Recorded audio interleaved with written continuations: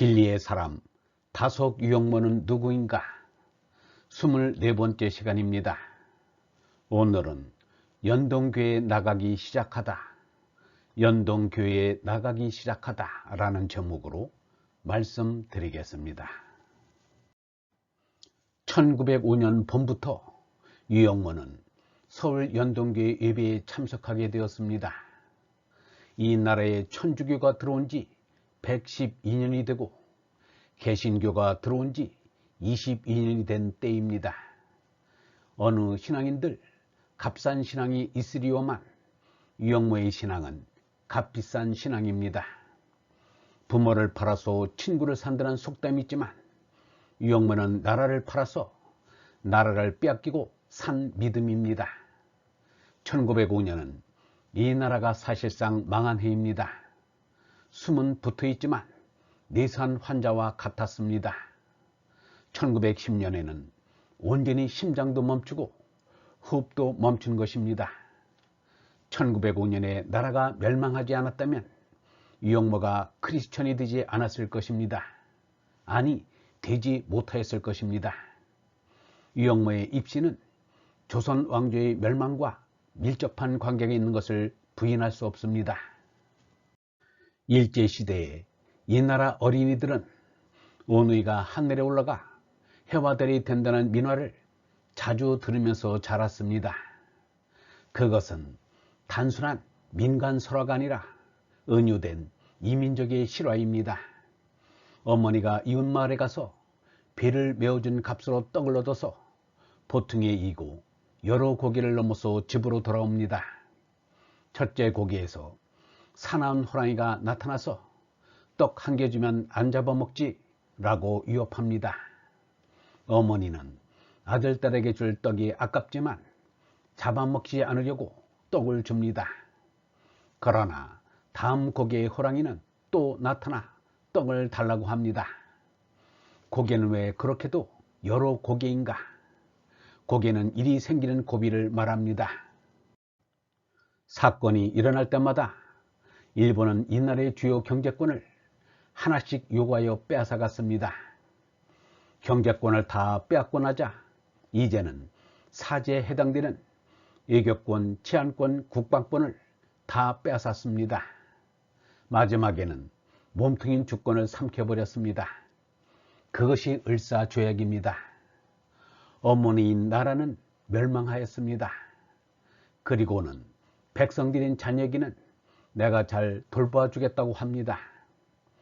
호랑이의 정치를 하는 오누이는 달아나 나무 위로 올라갑니다. 그 나무가 되어준 것이 기독교였습니다. 그 기독교마저 안전한 곳이 못되자 하느님께 구해주기를 빌었습니다. 그때 하늘에서 줄이 내려오자 오누이는 그 줄을 타고 하늘에 올라가 해가 되고 달이 되었습니다. 해와 달이 되는 것은 하느님 아들이 되는 것입니다. 1905년에서 1910년 사이에 이 나라에서 기독교 신자의 증가는 역사적이고 세계적인 기록이었습니다. 1884년 알렌이 이 나라에 와서 개신교의 복음을 전파하기 시작했는데 1907년에 이미 기독교 신자가 10만 명에 이르렀습니다.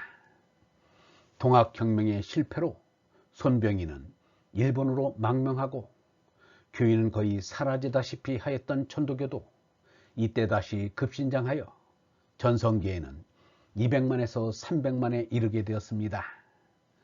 그리하여 3.1운동 때 물심으로 기여하기를 여러 종교 가운데서 가장 큰 몫을 하게 되었습니다. 유영모가 연동교회에 나간 1905년에 연동교회는 늘어나는 신도들을 받아들이기 위하여 그 한 해 동안에 판잣집 교회당을 3번이나 뜯어서 넓혀야 했습니다.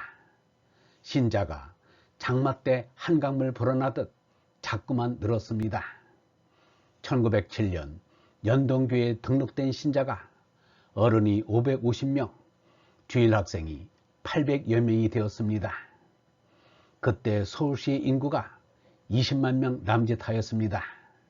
이러한 현상은 연동교회만의 일이 아니라 정도의 차는 있어도 거의 전국적인 현상이었습니다. 맹자가 이르기를 연못을 위하여 물고기를 몰아주는 것은 수달이요, 숲을 위해 새들을 몰아주는 것은 샘이요, 탕왕과 무왕을 위해서 백성을 몰아주는 것은 걸주이다 라고 하였습니다. 일제는 이 결의를 몰아 하늘나라로 몰아붙인 것입니다. 연동교에 다닐 때 일을 유영문은 이렇게 회상하였습니다.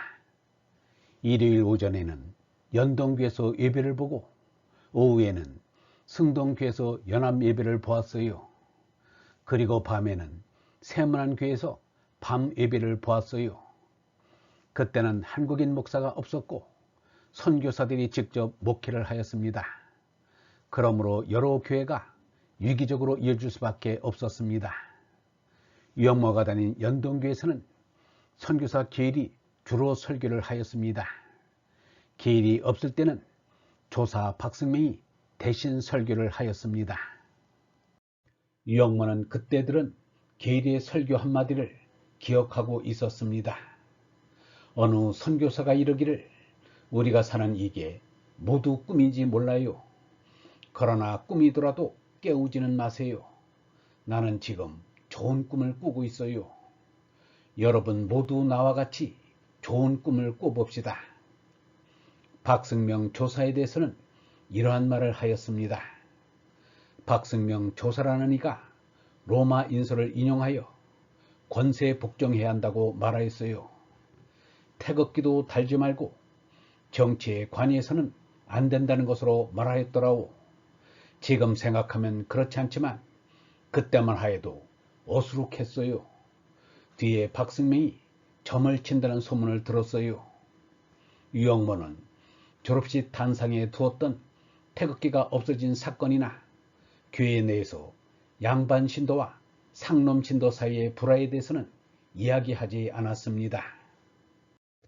우리말로 옮긴 성경은 신약 성경이 1887년에 나오고 구약 성경은 1910년에 나왔습니다. 유영모는 아브라함을 아벡란이라 옮긴 중국어로 번역된 구약 성경을 읽었습니다. 유영모는 연동교에 다닐 때 산 신약전서를 일생 동안 고이 간직하면서 날마다 읽었습니다. 1909년 미국 성서공회가 출판한 것으로 실제로 인사하고 죄번한 곳은 일본이었습니다. 공자는 경전을 묶어맨 세가지꾼이 3번씩이나 끊어지도록 경서를 열심히 읽었다고 합니다. 유영모는 신약전서를 한지로 여러 겹 싸서 간직해왔습니다.